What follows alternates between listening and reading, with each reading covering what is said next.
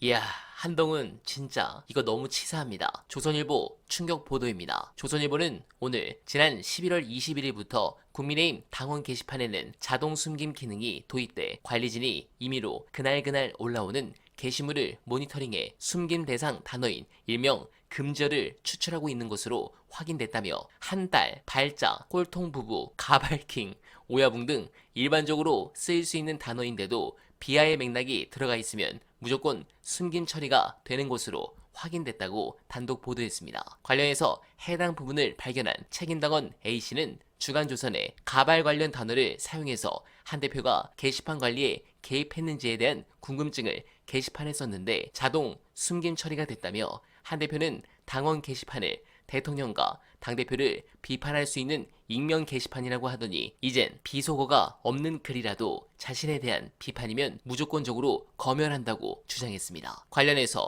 주간조선 기자는 실제로 그가 제보한 시점에서 11월 27일 22시까지 한 가발, 한 뚜껑 등 한 대표의 가발설 관련 비하 표현은 당원 게시판에서 총 0건으로 검색됐으나 윤두창, 윤꼴통 등 윤석열 대통령에 대한 비하 표현은 총 349건 검색됐다고 보도했습니다. 네, 이거 너무합니다. 진짜. 아마도 장해찬이 이걸 물지 않을까 생각됩니다. 관련해서 한동훈에 대한 가장 완벽한 분석 모시고 이어가 보겠습니다. 지금 한동훈 대표를 공격하는 그 사람들의 시위 방식이 문재인 정부 말기부터 윤석열이 등장했을 때부터 그쪽에서 문재인, 이재명을 공격한 방식이 그거였어요. 거의 같은 방식이야. 그것이 얼마나 흉악한지에 대해서 한동훈 대표가 좀 알았으면 지금도 한동훈 대표와 국민의힘은 이재명 대표를 그거와 그 유사한 방식으로 공격해 왔어요. 지금까지. 자기들도 그렇게 하고 있다는 거를 그런 걸 뭐라 그래요? 반면교사라는 유식한 말이잖아. 좀 반성 좀 했으면 좋겠다. 그 부탁 먼저 좀 하고. 한동훈 대표는 다른 건 차치하고 게시판 극 사태에 대한 어제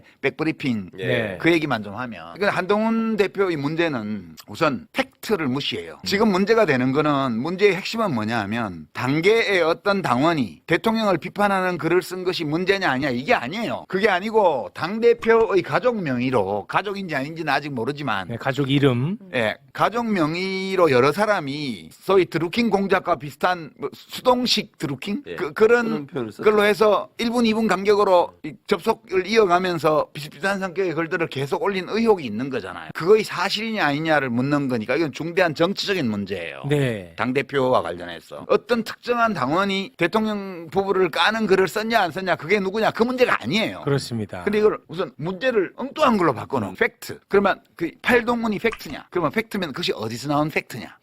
이거를 알아야지. 근데 그걸 보면 안 된다며 본인이 말이. 네. 개인정보보호법상 그 보면 안 된다며. 네. 선관위에서는 그 권한이 당해 있다고 그러는데. 그러니까 우선 팩트가 불확실해.